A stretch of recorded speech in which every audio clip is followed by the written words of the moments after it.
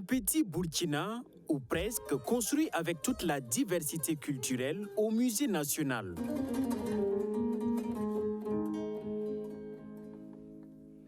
Ici sont pérennisées les traditions d'une dizaine de groupes ethniques au profit des jeunes afin qu'ils puissent découvrir les habitats de leurs ancêtres qui sont de plus en plus relégués au second plan au profit des constructions modernes.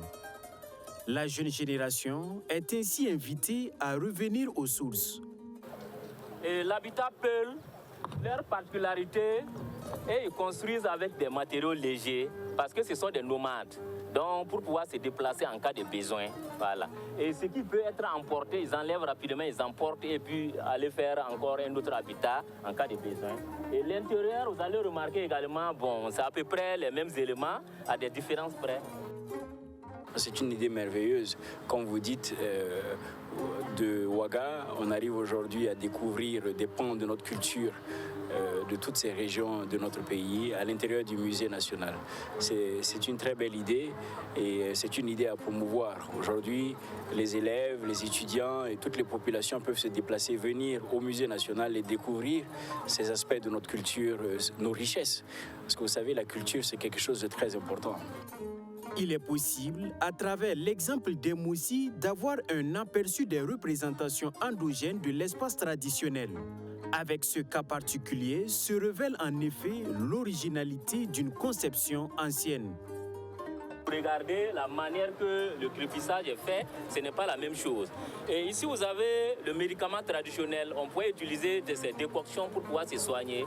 Et à l'intérieur de la chambre, en tout cas des Bissa, vous allez trouver, il y a toujours une réserve d'arachide qui se garde toujours. Donc, voilà, donc vous avez ces pots, c'est toujours pour garder les arachides. Sur ce site, dénommé Habitat du Faso, se côtoient entre autres constructions de Sénofo, Lobi, Marca, Bobo et Peul. Elle traduit le vivre ensemble et la cohésion sociale, des valeurs à promouvoir, surtout en cette période de crise sécuritaire. Nos traditions sont ce qui est le plus important, qui détermine qui nous sommes. Et donc de revenir vers nos sources et surtout nos enfants qui sont des enfants androïdes comme on appelle, qui ne vont plus dans les villages. Je me suis dit c'est important que l'on construise un mini-village dans la ville pour qu'on puisse justement jouir de toutes nos traditions, de nos ancêtres. L'exposition explore la culture et les valeurs traditionnelles du pays, de quoi réjouir les visiteurs qui voient en ce projet un patrimoine à mettre en lumière. Ça va être un lieu de communion, un lieu de cohésion sociale et c'est ça qui va ramener en partie la paix au Burkina Faso. Et vous voyez, il y a un cabaret qui termine un peu le périple quand on fait la tournée. Dans le temps, les cabarets étaient en fait des lieux de débat et de règlement de tous les conflits du village.